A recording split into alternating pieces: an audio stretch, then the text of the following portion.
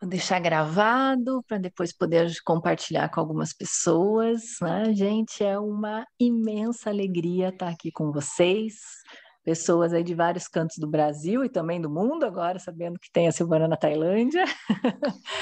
É, acho que para mim eu sempre falo que eu sou uma apaixonada pela educação e quando eu vejo muitas pessoas se movimentando para isso, eu fico muito feliz, né? Tem gente aqui que eu conheci lá no Provocações, como é o caso da Ana, que foi um grupo que a gente movimentou muito na pandemia, nos pedidos de socorro. Tem gente que eu fui conhecendo aqui, a Silvana, tive a oportunidade de viajar com ela também, já ela fez a mentoria, o grupo anterior também ali comigo. Daqui a pouco vem também uma prof minha que me pediu, Mari, posso ir? Eu falei, eu vou falar tudo que você já sabe. Não, eu quero. Eu falei, tá bom, entra aí que você conversa também. Vamos ver se ela vai conseguir entrar. Então, é muito gostoso ter todo esse desejo, né? Para a gente conversar sobre um tema que às vezes assusta até o nome, né? Você fala, ué, mas como assim? Respeito à infância? Claro que eu respeito a infância. Eu trabalho com criança, eu gosto disso, né? Eu sempre tratei as crianças bem, eu, né, tenho um espaço muito planejado ali para eles. Mas eu confesso para vocês que eu tinha essa reflexão também e eu não entendia muito o que que é isso, respeito à infância. Então, eu acabei procurando possibilidades para isso, né? Para poder entender um pouco melhor o que que significa isso. Eu fiz aqui uma apresentação para compartilhar com vocês e a ideia é um bate-papo, né? Então, para quem já participou de alguns encontros comigo, normalmente eu trago as ideias para a gente refletir, depois eu abro para perguntas. A duração prevista é em torno de 1h15, 1h30, mais ou menos, né? E vamos aí, eu vou compartilhar um pouco das reflexões que eu tento sempre fazer e para ajudar mais pessoas aí, né, nessa movimentação. Certo? Ana, você está pertinho de mim aí, então eu vou te perguntar se você está enxergando, tá bom? Agora eu vou. Aí, deixa eu só ver se tem mais gente entrando aqui, que teve muita inscrição. Já compartilhou sua tela aqui. Compartilhou? Ótimo. Tá. Você vai trocando, tá? Porque às vezes acontece de não trocar, depois só quando tá lá no quarto slide, mas não trocou. Aí já viu. Vou pegar o Lores aqui, venha, Lores. Ó, vocês conhecem o Lores? Venha. Lores é minha calopsita, agora ele não quer subir. O nome dele é Lores, em homenagem ao Lores Malaguzzi. Sair daqui. Eu estou bastante desconfiada que o Lores é a Lores, ultimamente, mas não tem problema, né? Hoje em dia a gente tem que respeitar de tudo, então. Mas do jeito que ela pia, me falaram que é fêmea. Então, vamos lá. Tem bastante gente que eu estou aqui ajudando a mutar o microfone, né? A gente poder conversar juntas e mais gente entrando. Ai, quanta gente, que bom. Então, vamos lá. A escola e o respeito à infância. Então, para quem não me conhece, eu sei que tem bastante gente aqui que ainda não tivemos a oportunidade de conversar, né? E eu acho legal fazer essa breve apresentação, né? Até para vocês saberem quem eu realmente sou. Então, eu sou pedagoga, moro em Curitiba, sou paulista, para quem não sabe, mas eu mudei para cá quando eu tinha 3 anos. E aqui eu brinco que eu virei pedagoga por uma questão de genética, digamos assim, mas porque uma necessidade ali, talvez, da minha mãe, né, pela escola inicialmente, que eu queria mesmo era ser oceanógrafa, bióloga, salvar as baleias. Aí eu brinco que em vez de salvar as baleias, hoje eu salvo as infâncias, né? Então, comecei dessa forma e fui fazer a pedagogia na Federal.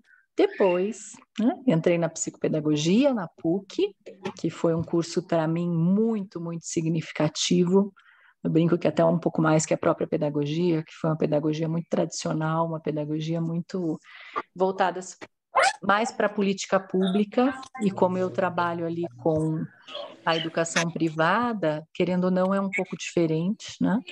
E na psicopedagogia eu entendi muita coisa voltada para o aspecto do processo de aprendizagem da criança mesmo. Então, é um curso que eu super recomendo para muita gente que vem me perguntar o que eu faço, né? Eu acho que a psicopedagogia deveria ser a base, digamos assim, da pedagogia, não o contrário, né?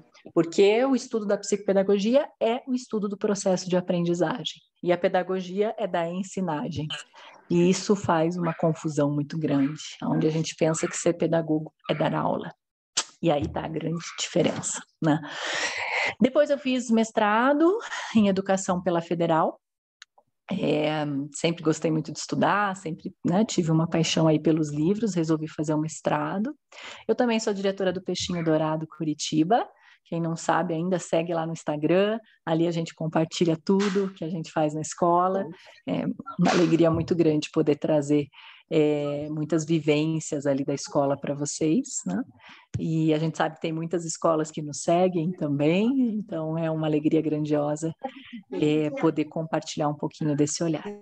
Sou diretora do Sementes, Centro de Formação e Transformação Pedagógica, né? Eu brinco que muitas vezes a faculdade forma e a gente reforma, porque a gente sabe que tem muita faculdade que não está conseguindo fazer um trabalho ali de base, digamos assim, de estrutura, né? Eu mesma fiz na Federal e não estudei nenhum tipo de outra pedagogia alternativa diferenciada ou que trouxesse o respeito à infância na minha graduação. Então, o Centro de Formação vem também com esse intuito para ajudar as pessoas a reolhar, a ressignificar o que é ser pedagogo, como eu posso trabalhar isso com as minhas crianças, a minha atuação com as crianças da melhor forma possível, né? Eu sou mentora, consultora pedagógica, sou mãe, né? Tenho o Vitor de 7 anos, sou esposa do Beto, sou amiga, inclusive quem me segue nas redes sociais viu que fiz uma viagem com as minhas amigas agora, foi uma delícia. Então a gente tem vários papéis na vida, né? E essas férias eu acabei aproveitando um pouquinho também desses papéis, desse papel de amiga. Eu amo praia, amo viajar, amo aprender, né? O meu marido brinca, ele fala: Maria, você é viciada pelo novo, você está sempre querendo aprender coisas novas, e realmente eu acho que ele tem um pouco de razão em relação a isso, né? Não consigo ficar na mesmice, né? E aí, o que aconteceu? Se a gente for pensar na minha história aqui, que eu acho que fala um pouco dessa minha inquietude de querer buscar, eu entrei lá no Peixinho por uma pedagogia genética, digamos assim, mas eu não conseguia me encontrar. Eu falava assim, não é possível uma escola que as crianças tão pequenas tinham que fazer prova, tinham que fazer atividades em xerox, todo mundo na mesinha, sentado, e eu falava, não é isso. Acho que uma vez eu tive uma discussão com uma professora que me marcou muito, em que ela ensinou as crianças a desenhar uma casinha com palito de sorvete. E todas as casinhas eram iguais, aquela casinha tradicional que a gente aprende quando era criança. E eu falava, não é possível, gente, deve existir outra forma de se fazer educação, não pode ser só essa.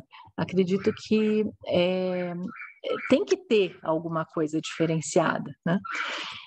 Só que eu demorei para ter esse pensamento, né? Eu entrei na escola em 2005, e só em 2016, 11 anos depois, é que eu falei, não, eu vou procurar alguma coisa, porque eu volta e meia procurava na faculdade, na pós, no mestrado, mas não achava muitas diferenças, digamos assim. E aí um dia no Facebook eu vi um anúncio assim, né? Conheça uma escola diferente, alguma coisa assim. Eu falei, mas é isso, acho que é isso. E deixei meu filho aqui com meu marido e fui para a Argentina. O meu filho tinha 1 aninho, eu lembro que eu fui chorando daqui até a Argentina, porque era muito longe. E foi bem, para mim foi muito marcante essa viagem, porque foi ali que eu compreendi que poderia haver uma escola diferenciada do padrão.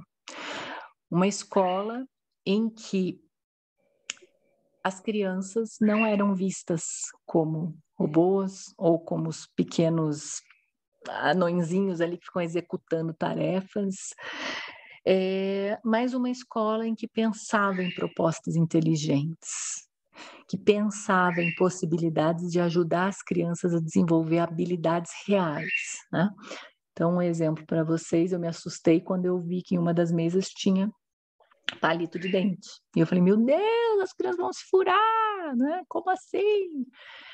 E aí a diretora falou para mim, olha, as crianças são potentes e são capazes. A gente que não acredita nelas, né? E aquilo me marcou muito. Eu falei, puxa, realmente acho que comecei a estudar muito. Eu fui para lá em novembro, eu voltei em abril, de tanto que eu gostei e queria entender um pouco mais. E ali a gente tomou a decisão de transformar o Peixinho, né, numa escola que tivesse uma abordagem respeitosa à infância, uma escola que pensasse em propostas inteligentes e que ajudasse as crianças a desenvolverem as habilidades realmente necessárias para a vida. Porque eu digo assim, todo mundo fala, né? Ai, como é que você quer que seu filho seja no futuro? Ai, quero que ele seja independente, quero que ele tenha criatividade, que ele saiba resolver problemas, né? Que ele seja feliz. E aí as crianças ficam tudo sentadinhas numa mesa, né? Enfileirada, com a apostila, sem experimentar e construir habilidades que são verdadeiras para a vida. Quando me caiu a ficha, né, disso, o que aconteceu? Ao cair a ficha, eu fiquei extremamente sensível. Eu lembro que eu comecei a chorar e eu não conseguia parar, porque eu falei, gente, eu fiz tudo errado até agora. Por que era, né, considerado errado, entre aspas, você fazer um trabalho com bolinha de papel crepom, ou você dar um xerox para a criança pintar? Sempre foi assim.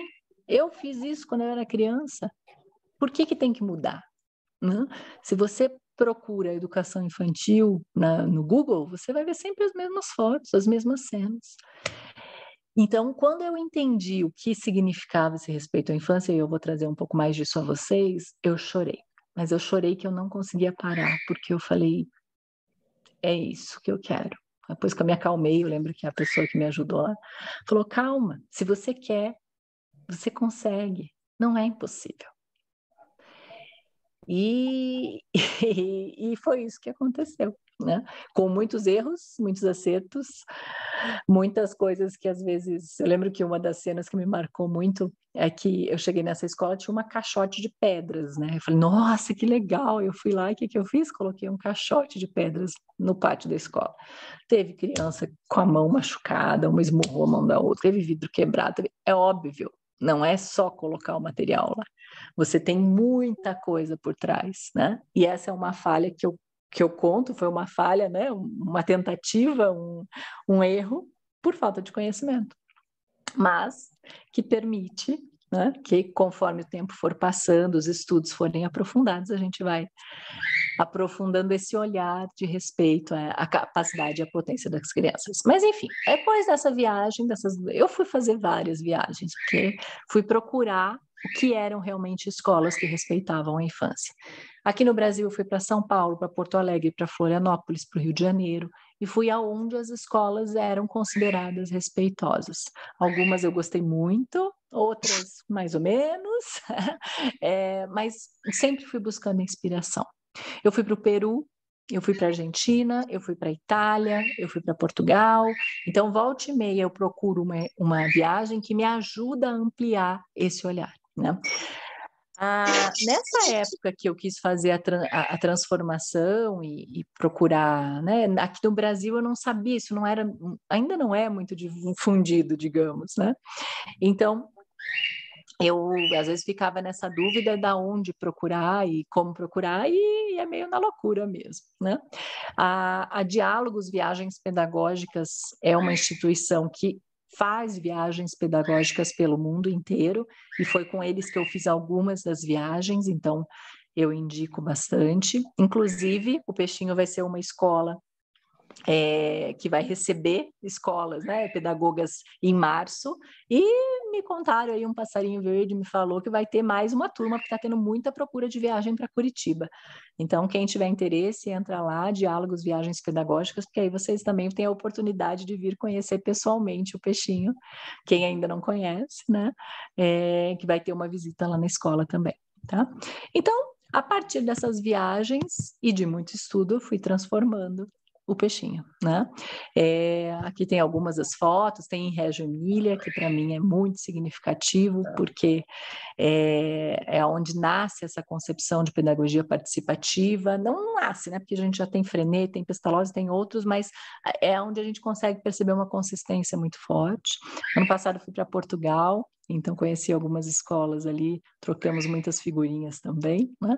Ali tem o Ateliê Carambola, Escola dos Sonhos em Florianópolis, Casa Marília, que é apaixonante. Então, alguns dos exemplos, algumas das viagens aí em que eu fui, né? Algumas que eu estava com cabelo curto, cabelo comprido.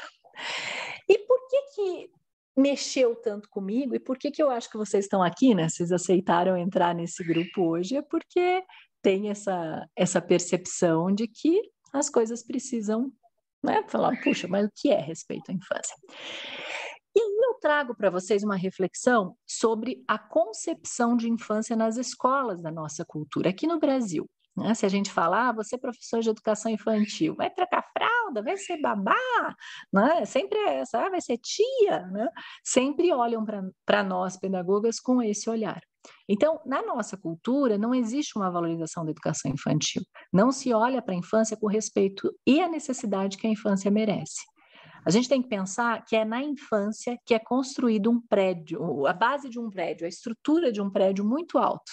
E que se ela não tiver solidificada, lá na frente o prédio vai cair. Mas a nossa cultura ainda não tem muito esse olhar, né?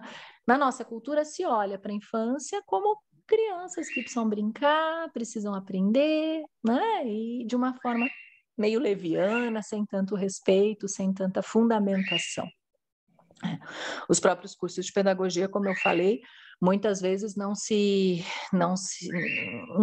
valorizam, né? A gente sabe, muitas de nós fomos fazer a pedagogia por uma situação, às vezes, ou de oportunidade, que foi o único curso que a gente podia fazer, era o mais barato, era o mais acessível, era o mais fácil, né?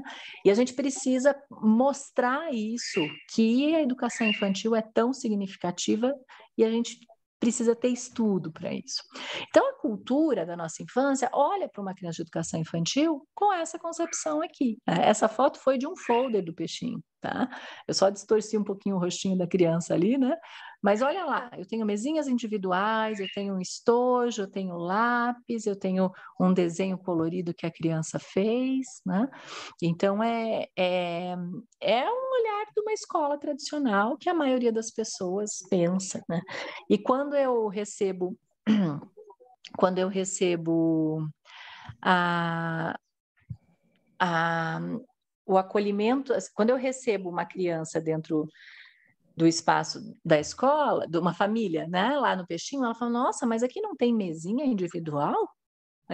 Nossa, mas aqui não tem os brinquedos, os EVAs na parede? E eu falo, não. Eles falam, mas é aqui que é a escola mesmo? Aqui que é a sala de aula? Né? Por que eles acabam pensando nisso? Porque na nossa cultura é essa criança. Ela vai para a escolinha, vai ficar sentada na mesinha 4 horas por dia, vai um pouquinho no parquinho que tem recreio, né? Ela vai ficar parada e a professora que vai comandar o que tem que ser, né? Faz as atividades em apostilas ou xerox ou livros, né? Com dedicação, com engajamento, pinta lá sem sair do traçado ali do desenho, né? Se relaciona de forma organizada com as crianças, brinca com os brinquedos que são prontos e seguros, né? Se tem um brinquedo colorido no parque, aquilo ali é algo, nossa, né? Super importante. E a criança só executa, ela não tem espaço de criação, ela não tem espaço necessariamente de criatividade. Brinca com criatividade, pinta com tinta. Às vezes o que se pensa sobre a infância é nesse conhecimento. Mas será que precisa ser assim? Será que a gente realmente tem que ter essa escola, como sempre foi? Não dá para mudar? E quando você entende o que é concepção de infância, o que é concepção de criança, você passa a olhar para a criança com outros olhos. E aí você pode ter uma escola de educação infantil que acredita na potência da criança e que traz como exemplo essas fotos. Uma criança que sobe na escada para pintar em cima do vidro. Não cai, não se machuca, tem supervisão, tem apoio, claro, né? Mas ela consegue, ela se mostra capaz. E tem uma coisa que muita gente que visita a escola fala assim, meu Deus, mas essas crianças são elas que fazem esse desenho? São elas que fazem, que constroem isso? Sim, são as crianças, elas são potentes, elas são capazes. O que muitas vezes a gente não consegue ver é porque o adulto não permite que essa criança desenvolva essa potência. Né? Eu tenho algumas esculturas na frente da escola que foram feitas pelas crianças. E aí as famílias falam, não, uma criança de 5, 6 anos não faz isso. Faz. Uma criança de 5 e 6 anos é capaz de fazer isso e muito mais. Se a gente acreditar que elas são capazes. É óbvio que toda a equipe pedagógica precisa passar por um treinamento para isso. Você precisa ter segurança para fazer esse processo. Né? Para permitir que uma criança de 4, 5, 6 anos suba na escada para poder desenhar. Para permitir que as crianças de 2 aninhos desenhem com folha, desenhem com material que seja diferenciado, brinquem com sementes. Né? Aqui do lado, as crianças estão moendo café. Eles estavam estudando sementes e frutos, e aí veio o café, e eles aprenderam a fazer o café. A gente levou um moedor, eles aprenderam a passar o café, conseguiram fazer, experimentaram. Meu Deus, uma criança de 4, 5 anos tomando café, Mari. Por que não? Porque a nossa cultura olha para a criança como um ser incapaz, impotente, desculpe a palavra, mas em alguns momentos até idiota, de achar que eles não podem. E não é isso que acontece. Quando você valida e você o trata com respeito, eles vão mostrar que eles são capazes. A sala de aula, o que a gente percebe aí? Né? A sala tradicional, essa sala era do peixinho antes, tá? Então, o que a gente tinha? Paredes com EVA, chamadas, personagens. A discussão da semana pedagógica era o quê? Qual que vai ser o tema da minha sala? Não, se o meu é do coelhinho, o teu tem que ser de outro, né? Porque eu quero sapo, porque eu quero borboleta, porque eu quero isso. Eram discussões que eram voltadas para EVA, para material na parede, em que não tinha espaço nenhum para mostrar a capacidade e a potência da criança. Na nossa cultura, sempre tem o AIO, né? Sempre tem imobiliários que ocupam todo o espaço, com mesinhas muitas vezes individuais, né? Essa sala aqui até que era em grupo, mas dependendo da turma, eu já tive 21 mesas numa sala. Não sei onde que as crianças ficavam, eu brinco, né? Porque não cabia. Como eu põe 21 mesas na sala, não vai ter criança. Os armários, olha lá, eram fechados em cima, né? As crianças jamais teriam acesso aos materiais dos armários, aonde já se viu, é só se a professora desse. Né? O quadro era de giz, ou até tinha às vezes um quadro branco ali, mas sempre tinha um quadro de giz. Né? Os brinquedos de plástico. E aí eu conto uma história do meu filho que eu achei o máximo. Quando ele tinha 3 para 4 anos, a minha cunhada falou assim para ele, vamos brincar de escolinha? Ele falou, vamos. Aí ela, você tem um quadro e um giz? Daí ele olhou para ela e falou assim, não. Agora a gente vai fazer trabalho em equipe. Vocês vão fazer esse aqui, vocês vão fazer esse aqui. Aí ela olhou para mim e falou assim, daí eu falei, na escola dele não tem quadro de giz, ele não sabe o que é isso. Mas ele sabe fazer trabalho em equipe com 3 anos. Ele conseguia desenvolver propostas com criatividade com 3 anos. Porque a atuação dessa professora, dessa gestão, dessa coordenação, dessa direção, era uma atuação que acreditava na potência da criança. Será que precisa ser daquele jeito? Né? Olha as salas atuais como elas são. Então, hoje não, hoje está tudo... Ele teve que pintar, né? Eu falo que a maior tristeza da escola é ter que desmanchar as salas para pintar. Depois as coisas se organizam, mas uma sala que tem recursos à altura das crianças. Nós não temos mais armários fechados em cima. Nós não temos EVA, é proibido EVA na escola. Os materiais estão todos à disposição. Eu tenho ali um potinho com tesouras para crianças que têm 2 para 3 anos. Meu Deus, eles não se cortam. Não. Quem arruma as salas são eles. Eles conseguem, eles têm potência para isso. Basta a gente acreditar e ensinar. Desorganizou? Vamos organizar. Não é a professora que se mata para fazer tudo, a criança pode. A gente tem que ter uma paciência para ensinar, claro, não vou dizer que não. mas é muito mais tranquilo. Antigamente, a nossa preocupação era muito voltada para qual atividade que a gente vai fazer cada dia, como que vai ser, né? Uma preocupação muito constante, voltada para a produção. E hoje o nosso olhar é extremamente diferenciado. A gente sabe que antes da produção tem esse respeito, tem esse acolhimento, tem esse cuidado de como receber essa criança, dela se sentir segura ali, dela se sentir capaz e potente, porque ela sabe que a criança que está ali é potente. Só apertar aqui. Só um pouquinho, gente. Tem alguém com o microfone ligado? Eu não consigo enxergar aqui. Aí, acho que saiu. Então, esse olhar desse espaço que respeita a criança, você não precisa ter 15 crianças sentadas o tempo inteiro. Você pode ter espaços com microambientes, como a gente chama, aonde nesses microambientes eu tenho várias coisas para se fazer, enquanto a professora direciona um pequeno grupo, os outros grupos estão brincando nos materiais. E depois a gente varia esse grupo. Então, esse cuidado, ele é muito significativo. Como é que você se sente quando você entra num espaço que é planejado dessa forma?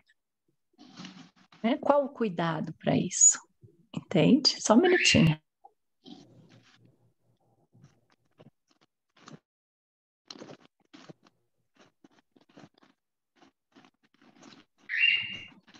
Então, como que é a aprendizagem na educação infantil? Normalmente, o que é? Atividade xerocada, ou então tem ali a apostila, às vezes até um livro, já está tudo pronto. A criança só executa.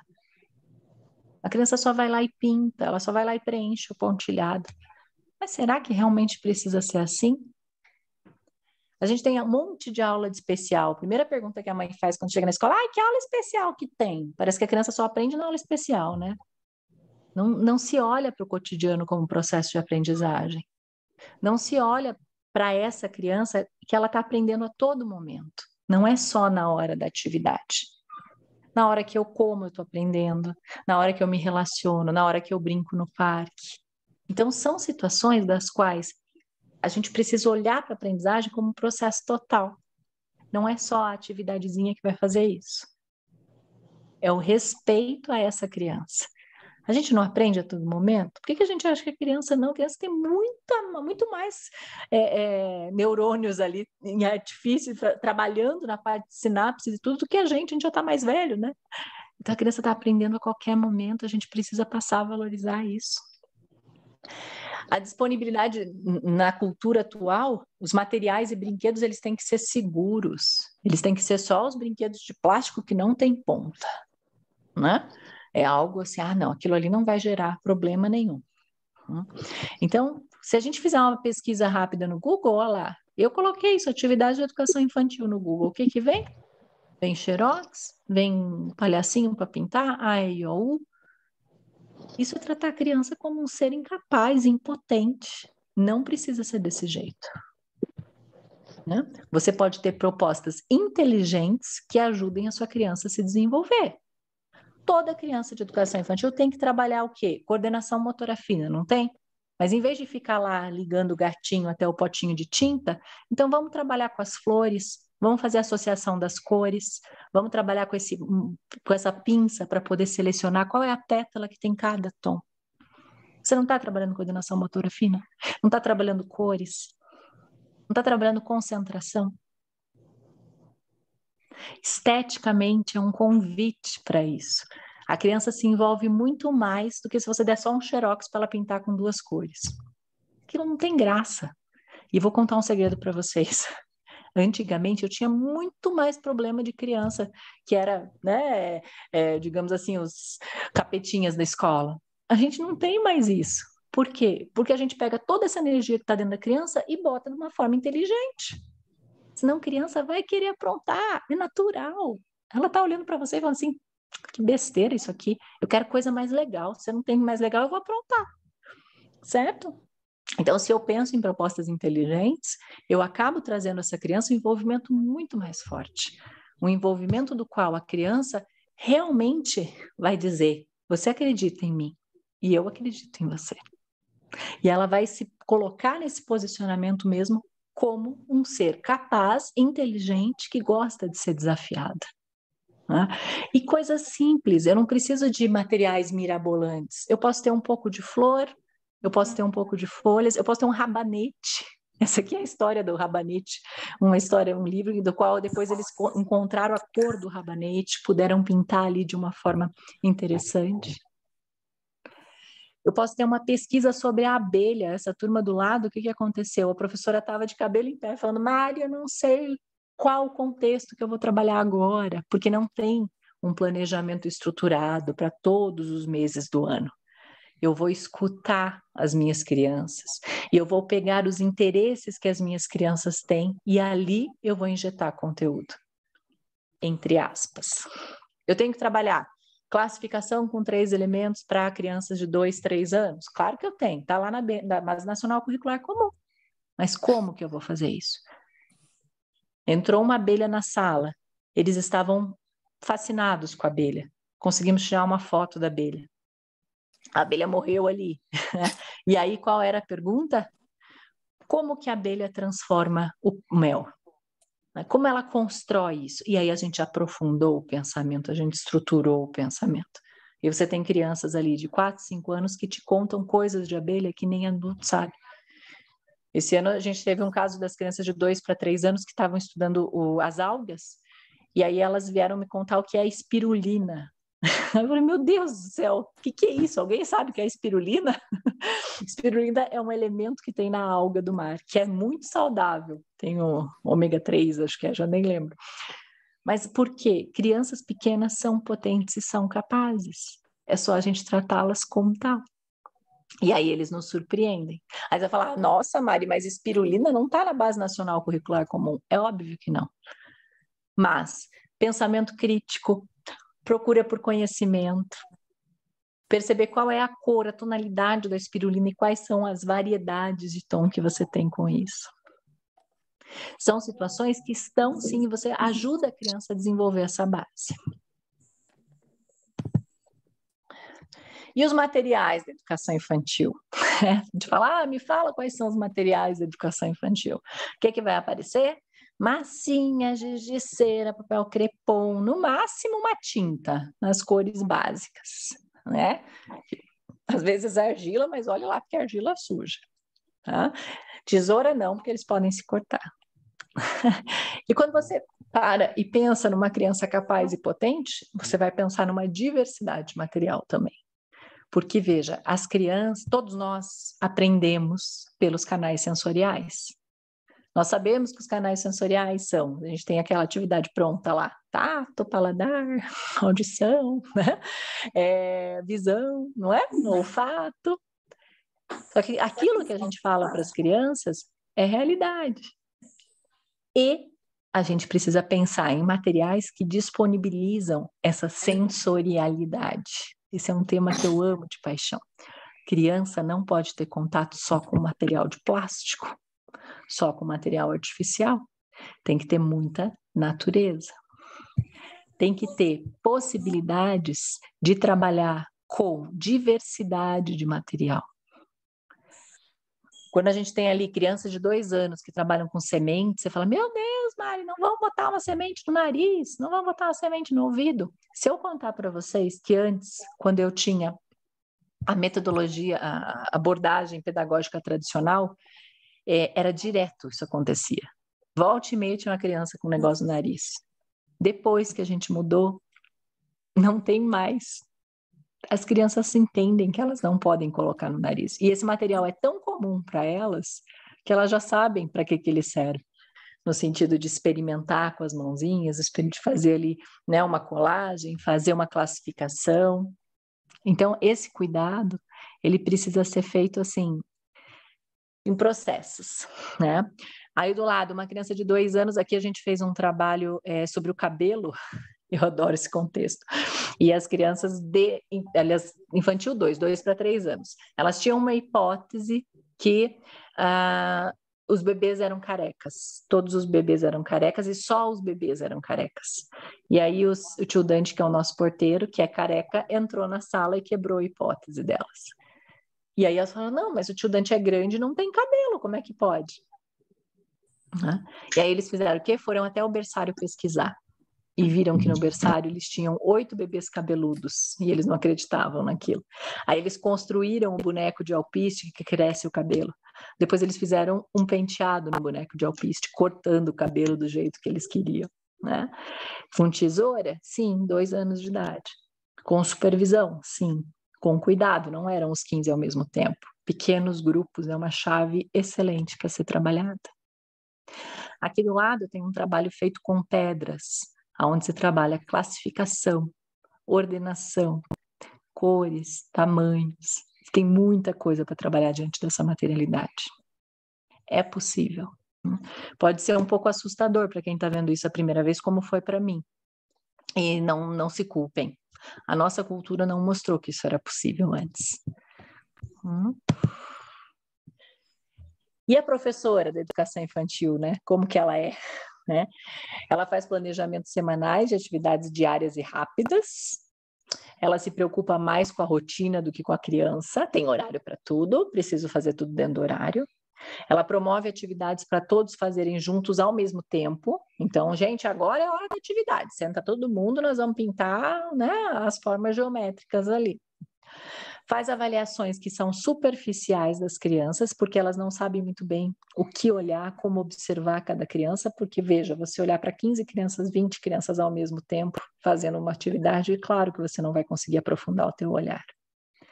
Essa professora, muitas vezes, não tem nem conhecimento do que ela pode colocar dentro de uma avaliação, né? Ela possui pouco conhecimento sobre desenvolvimento e comportamento. É professor de educação infantil, então tá bom, tem que saber brincar e brincar de fantoche e contar história. Não. É aqui que a gente precisa investir em conhecimento. É aqui que a gente precisa pesquisar, estudar e correr atrás. É aqui que você vai conseguir olhar para uma criança que tem ali 2, 3, 4 anos, às vezes perceber situações que nem a família, nem o médico conseguiram perceber. Sinais de autismo com bebês de 7 meses, como já aconteceu conosco. Crianças que têm altas habilidades desde pequenininho, em que a família não percebia nem sabia o que era isso. E aí, né, a gente acha que altas habilidades é genialidade, não é. É um cérebro neurodivergente. É um cérebro onde a criança funciona de forma diferenciada do padrão. E se você souber disso desde pequenininho, vai fazer uma diferença enorme na vida dessa pessoa. Ela não vai se sentir diferente dos outros. Ela não vai se sentir tanta angústia, tanto medo. Mas você precisa ter um professor que olha para isso com muito respeito e que entende isso. Aqui uma foto anterior nossa. Quem estava fazendo atividade? Era criança ou era professora? Né? Olha lá. Ah, não, mas a professora está pondo a tinta para a criança pintar, né? Olha lá, outra atividade igualzinha na frente. Será que tinha espaço para a criança mostrar a proposta real dela? Não. Ela só executava. Enquanto que você pode ter uma professora que vai fazer uma observação. Aqui na foto da esquerda eu tenho as crianças que estavam fazendo uma pesquisa, e a pesquisa era: você acha que dentro da colmeia é quente ou frio? E elas saíram pela escola para fazer essa pesquisa. E todas as pessoas que trabalham lá sabem que as crianças fazem pesquisa. E elas vão investigar, vão saber a quantidade de pessoas que acham uma hipótese, a outra hipótese, depois elas vão pesquisar qual é a real, elas vão informar as pessoas da resposta verdadeira. Você tem uma professora que brinca junto. Aqui do lado eles estão brincando com fubá, que é um material que a gente usa muito. Noção de quantidade, coordenação motora, relação com a sensorialidade, aceitar a sujeira. Tem tanta coisa por trás. E às vezes você fala, um fubá? Nossa, a gente tem uma brincadeira lá na escola que uma professora uma vez me pediu um ovo de avestruz. Eu falei, meu Deus do céu, onde que eu vou achar um ovo de avestruz? Você não precisa de um ovo de avestruz para você dar aula. Na verdade, você nem precisa dar aula. Um professor de educação infantil, eu sempre uso uma expressão, que quando o professor fecha a boca, ele enxerga, ele escuta a voz da infância. Porque é esse professor que sabe observar a criança que vai conseguir dar propostas inteligentes para essa criança. E vejam que eu falei propostas, eu não falei atividades. Porque existe uma diferença muito grande entre o que é atividade e o que é proposta. Atividade, todo mundo faz a mesma coisa ao mesmo tempo. Proposta é um convite para a aprendizagem. É um convite aonde a criança entende que ela pode experimentar, que ela vai criar hipóteses do que ela vai fazer. Ela vai trazer possibilidades de construção diante daquilo. Então, essa professora precisa ter esse olhar. Precisa entender que ela não é o centro da sala e que é assim a criança. E aí você vai me dizer, mas como que ela vai manter a ordem nisso? E eu vou dizer para você, antigamente a gente tinha muito mais problema de disciplina na escola do que hoje.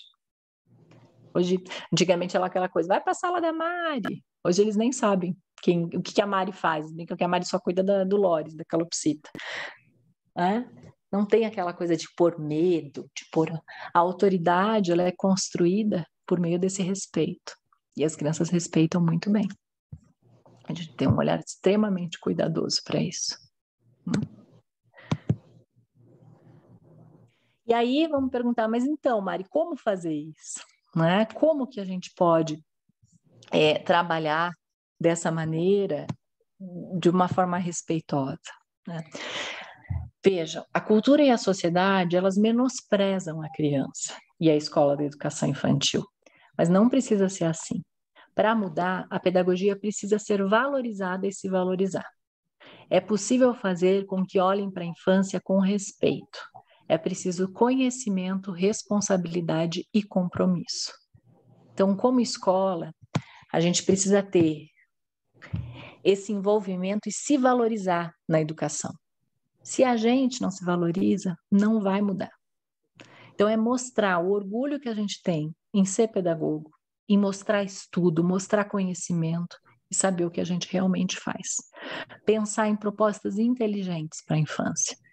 Entender que eles são capazes e que a gente está ali para ajudar nesse desenvolvimento. Quando a gente mostra essa potência, a evolução é gigantesca. São propostas inteligentes.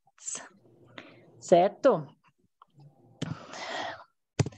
Então, eu queria trazer para vocês essas reflexões, e agora eu vou abrir um pouquinho para a gente, tirar as dúvidas. Quero ver se a Thalita está aí. Thalita, você está aí? Deixa eu ver se ela conseguiu entrar, que acho que ela estava com problema. Levanta a mão, Thali, se você estiver por aí. Oi, Mari, estou aqui. Ah, você está aí, eu não estou te vendo. Eu tô. Que bom. Gente, a Thalita é uma prof lá do Peixinho. Tá com saudade de mim, né, Thali? Tá de férias ainda? Falou, vou lá ver a Mari. E aí eu falei, bom, já que você vai participar, eu vou pedir teu depoimento, então, de você contar um pouquinho como que o teu olhar aí de professora, né? A Thalita já trabalhou em escolas tradicionais, depois ela veio trabalhar com a gente, e aí eu queria que você compartilhasse com o grupo que está nos ouvindo aí. Boa noite, pessoal. Espero que esteja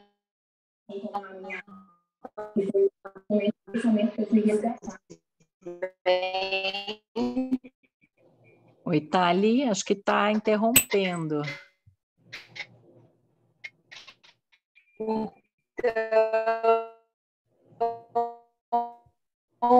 vou aproveitar a oportunidade de dividir um pouquinho com vocês, de como está. Peraí, Thali, só um pouquinho que acho que a gente não está conseguindo escutar direito.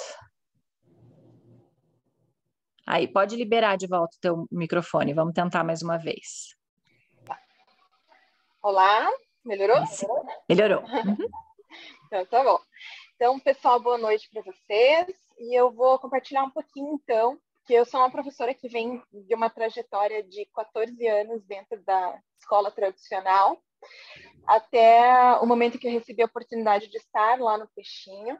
Então, eu cheguei no Peixinho, a Mari já tinha iniciado a transição com a equipe, e para mim foi ao mesmo tempo que um universo fantástico, foi também muito assustador, porque era uma mudança muito grande, né? Era uma diferença assim que causava impacto mesmo, né? Em tudo que eu estava vendo, estava percebendo e descobrindo dentro dessa escola, que estava trazendo tanta novidade, né, para dentro da educação. E eu lembro que uma coisa assim que eu sei que a Mari não esquece disso, mas que foi uma das coisas mais fortes para mim e que todos os anos essa situação se reafirma no início do ano e no final do ano. Foi que quando eu entrei na escola, que eu olhei essa escola, eu olhei para as paredes dessa escola, eu percebi que as paredes dessa escola contavam uma história. E que essa história que estava sendo contada ali, ela tinha os seus protagonistas, ela tinha os seus autores, né? Ela tinha os seus artistas, e que eram as crianças. As crianças estavam ali contando a sua própria história por meio daquelas paredes, né, das documentações que estavam ali. E eu lembro que eu comentei com ela, eu falei assim, Mari, eu venho de uma escola de paredes brancas, né, e realmente era isso. E eu acho que todos os anos isso se reafirma para mim, porque no início do ano a gente chega e as paredes estão brancas, porque a história ela vai ser construída novamente, a gente vai ter uma outra etapa de história sendo construída, e no final do ano, quando a gente precisa começar a remover essas documentações, né, desconstruir um pouco do que foi construído pelas crianças ao longo do ano, então vem essa sensação, e até é interessante que ela, sem exagero, ela traz uma sensação até de um certo luto, de você ter que remover tudo que está ali, né? Tanto para os professores quanto para as próprias crianças, porque elas nos questionam, né? Por que a gente está tirando? A gente vai levar? O que vai acontecer? Então, tem uma valorização da história dessas crianças muito grande, né? E acho que o mais fantástico dentro disso foi que elas próprias construíram essa história, documentaram essa história e está tudo ali para ser compartilhado entre elas, para ser compartilhado dentro da comunidade escolar e com todas as pessoas que puderem vivenciar essa escola em algum momento. E o Peixinho ele traz muito dessa oportunidade, né? Abre sempre as portas para que a comunidade ao redor da escola possa estar presente na escola, conhecendo todo o processo educacional pelo qual essas crianças estão passando, sabe? Então, acho que tudo isso que a Mari traz é fantástico, né? Um universo maravilhoso, e eu fico muito feliz, assim, por ver que, né, a cada momento que passa, a educação tem essa possibilidade de evoluir, de se modificar em prol das crianças mesmo. Otálio, já que você está aqui, conta um pouquinho para elas do contexto das infâncias que você fez ano passado, que foi tão lindo. Então, como a Mari mencionou, nós trabalhamos com, né, contextos de investigação. Esses contextos, eles partem sempre do interesse que as crianças vão nos trazendo, e aí a gente tem que aplicar muito o conceito de escuta das crianças para a gente poder saber o que trabalhar, como trabalhar. E a minha turma era uma turma de infantil 4, né? Então eram crianças que estavam completando ali 4, 5 anos de idade. E uma turminha muito curiosa, muito interessada no desenvolvimento da linguagem. Eles escutaram a palavra infância e eles começaram a questionar entre eles o que era infância. Né? Então, eu percebi que entre os momentos de conversa deles, eles estavam perguntando, mas o que é infância? E daí cada criança tentava trazer uma hipótese para essa pergunta. E aí a gente perguntou numa assembleia para eles se eles tinham interesse em investigar isso, em chegar a uma resposta do que era a infância, né? Então, se tornou o nosso contexto. E como um objeto de pesquisa para esse contexto, a gente trouxe, então, as obras da artista Sandra Guilherme, né? A Sandra Guilherme, ela tem um acervo de peças que é todo a respeito da infância, das brincadeiras de infância. Ele se chama Cenas Infantis. São peças maravilhosas que realmente assim levam a gente a um momento da infância que muitas vezes se perdeu. Então, através dessas peças, a gente foi trabalhando com as crianças o que era a infância. Eles foram fazendo a investigação e nós tínhamos ali várias imagens dentro do contexto desse trabalho dela, e as crianças começaram a questionar do que essas peças, essas esculturas eram feitas. E eles chegaram à conclusão de que essas esculturas, elas eram feitas de chocolate. Isso porque as peças da Sandra, elas são feitas todas em cobre, e realmente, assim, as fotografias passam realmente essa ideia de que o material usado ali foi o chocolate. E nós conseguimos, assim, com o auxílio da Mari, fazer um link entre as crianças e a artista. Então, eles conseguiram trocar momentos de conversa com ela, né? Ela reside em São Paulo, mas foi extremamente gentil, atendeu as crianças, eles trocaram vídeos, as crianças propuseram para ela a construção de esculturas com outros materiais que não fosse o cobre. Ela gentilmente fez esculturas para eles em outros materiais, enviou mostrando as possibilidades, e eles questionaram então ela sobre o chocolate, e ela delicadamente não deu uma resposta certeira para as crianças se isso era possível ou não era possível. Então, nós tivemos que propor a eles, né, situações assim de vivência realmente com o doce ali, para que eles pudessem perceber se era realmente possível ou não fazer esculturas partindo desse material, né, dessa obra-prima que seria o chocolate. E aí a gente entrou, então, num movimento em que eles tiveram que fazer o seu planejamento. Então, eles tiveram que pensar que escultura eles fariam, fizeram ali um esboço dessa escultura. Isso. Uhum. Aí, posteriormente, organizamos ali um local específico para que eles pudessem estar trabalhando, né, com essa escultura. Eles observaram alguns materiais que poderiam usar para poder atingir o seu objetivo. Né? Então, foi assim, um processo muito, muito importante, muito significativo. Nós construímos um texto com a resposta das crianças a respeito do que era a infância, e a gente teve assim, muitas respostas extremamente especiais, mas eu acho que uma das que, para mim, enquanto professora, enquanto adulta, a que foi mais forte foi uma das crianças que disse que a infância é uma coisa que os adultos não fazem há muito tempo. Daí eu acho que possivelmente eu nunca vou esquecer que uma criança de 4 anos me disse isso, né? Que a infância é uma coisa que os adultos não fazem há muito tempo. Grande sabedoria teve ela quando ela me passou isso, né? E, infelizmente, né, os adultos não fazem, Thalia, porque se a gente pudesse cultivar a nossa criança interior, a gente estaria fazendo, né?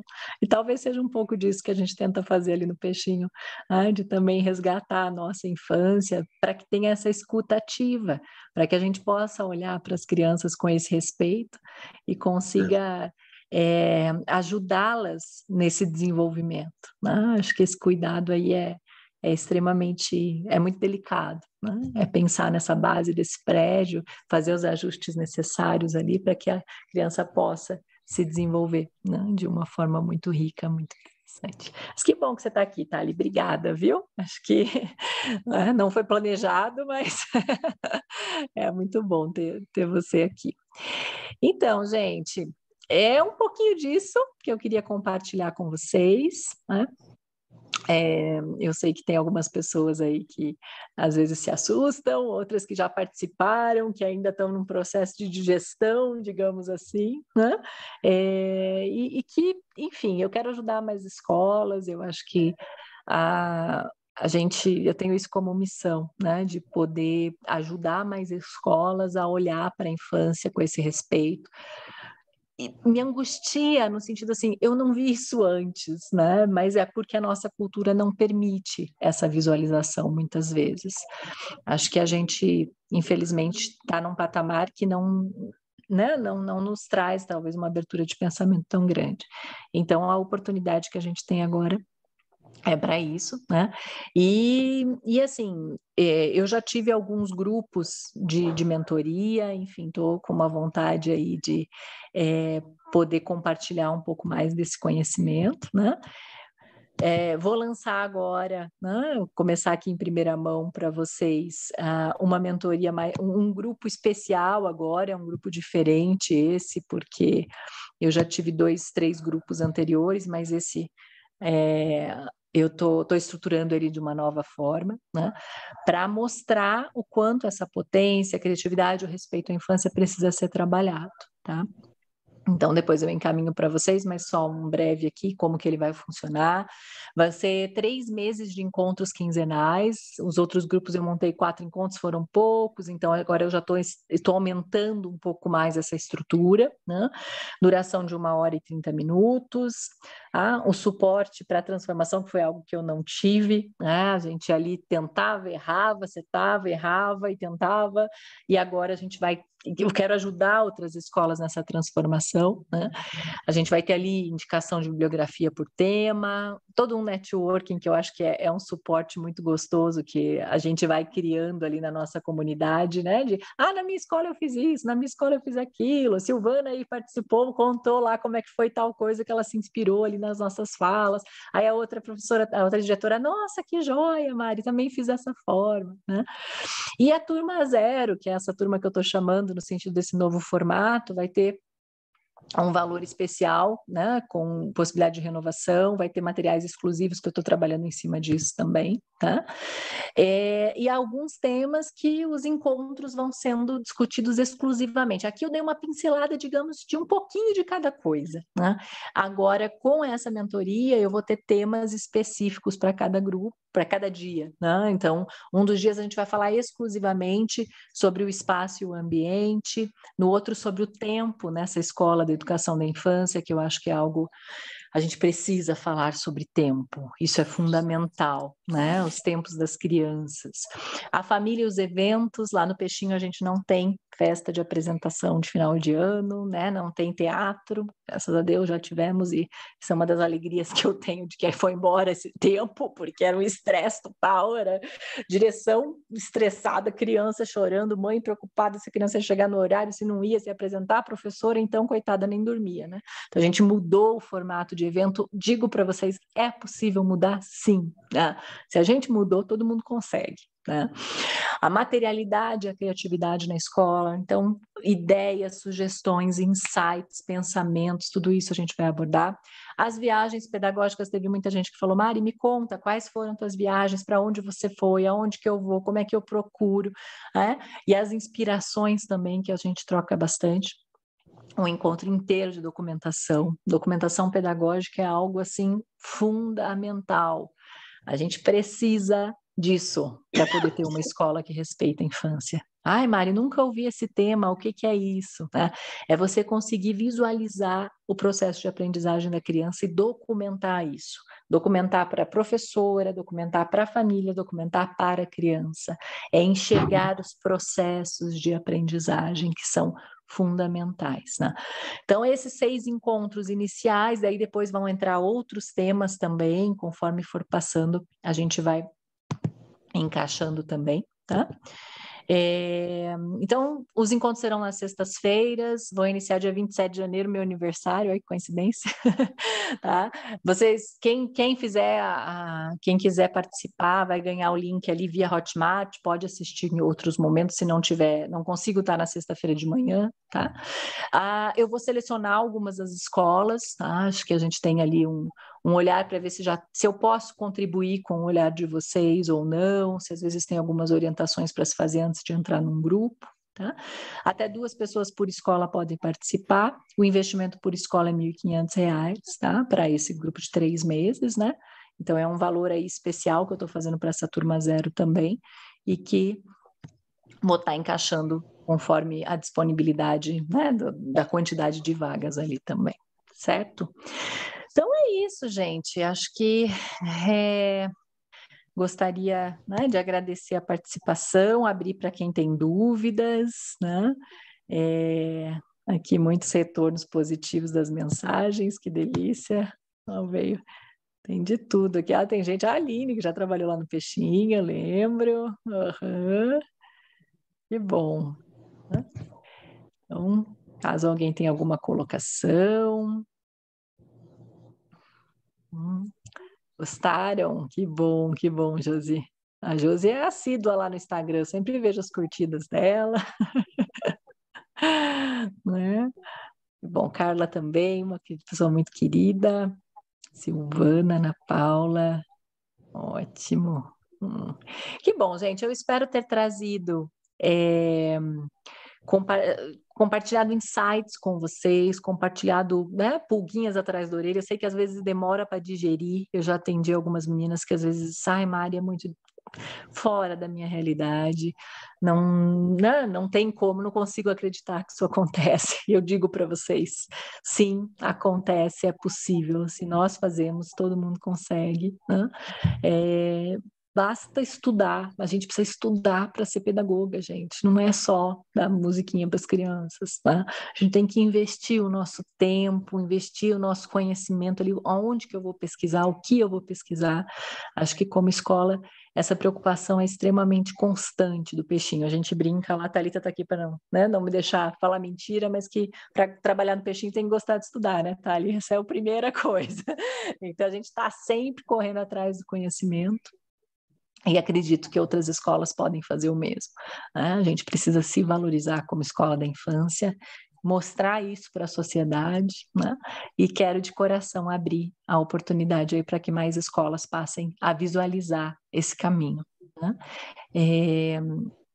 É um desafio, né? Eu falo, às vezes o Brasil é tão grande, mas acredito que é possível, né? Acho que isso que eu falo, gente, se nós conseguimos, né, todo mundo consegue, não é impossível, é só querer, né? E eu estou aqui para poder dar esse apoio, né? Poder estar ajudando aí mais pessoas, mais escolas a olhar para as crianças com respeito. Não tratem as crianças como bobos, por favor. Isso é um tiro no nosso coração. A gente precisa olhar para eles com potência. Pensem, escutem as crianças.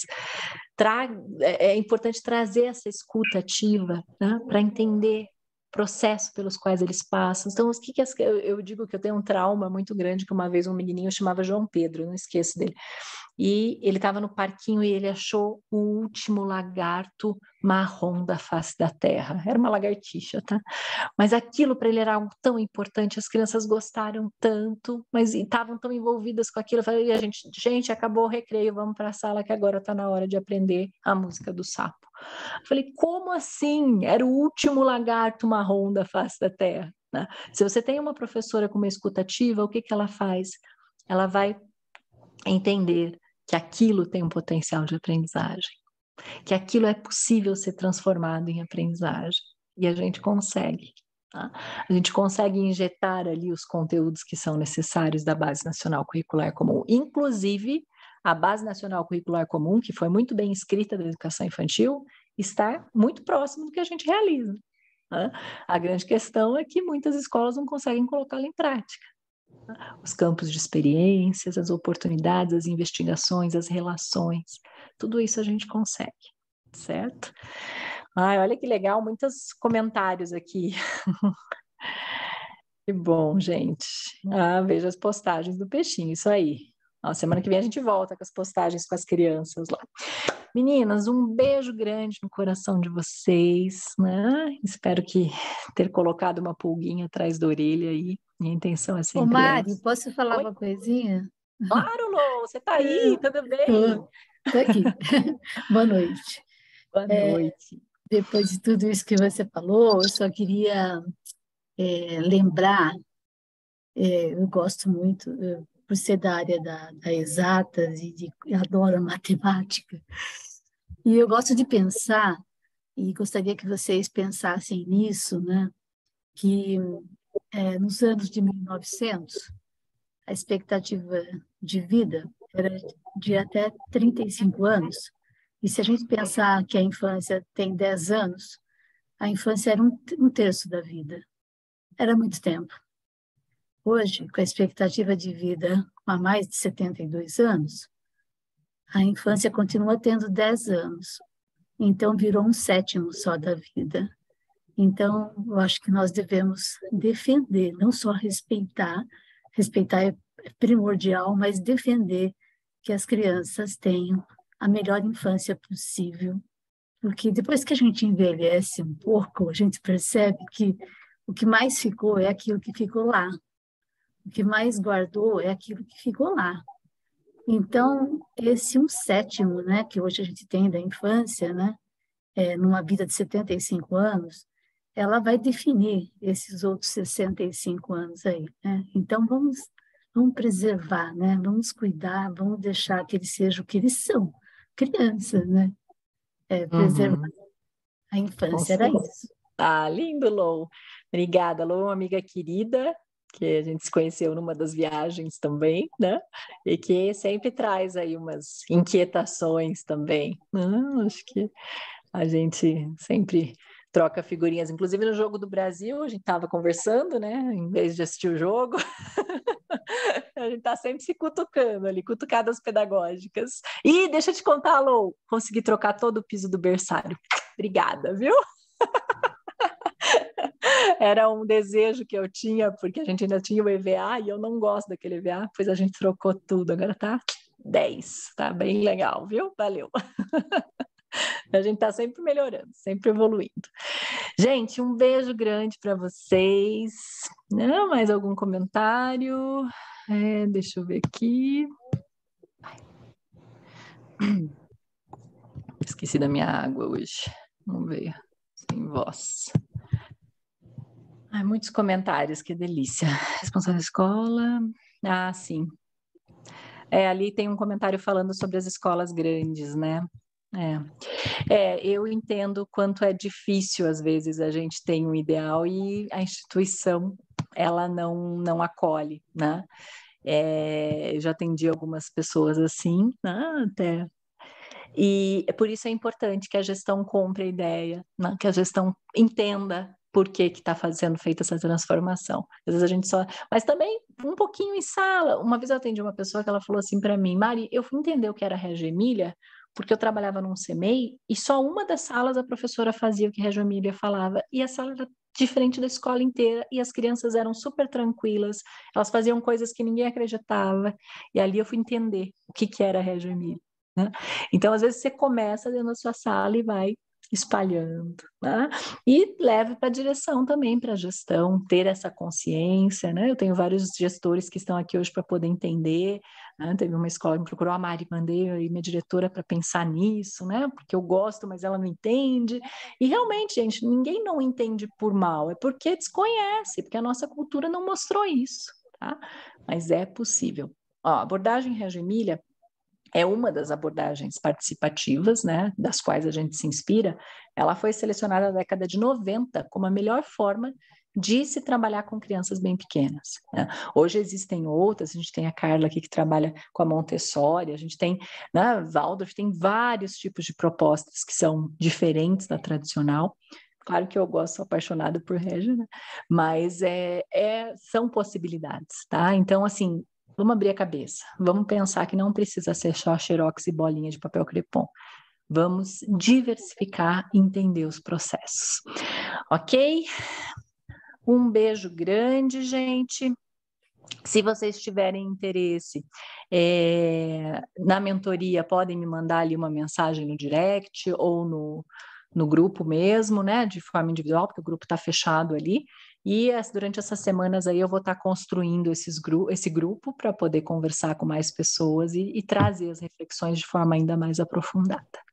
Ok? Vamos tirar uma foto, quem puder abre a câmera. Vamos lá. Atenção. Oh, um monte de gente, eu adoro falar isso, porque daí eu vejo quem realmente está ouvindo. Atenção e... X. Ótimo. Obrigada, gente. Um beijo no coração de vocês e até mais. A gente vai se falando por aí, tá bom? Até mais, gente.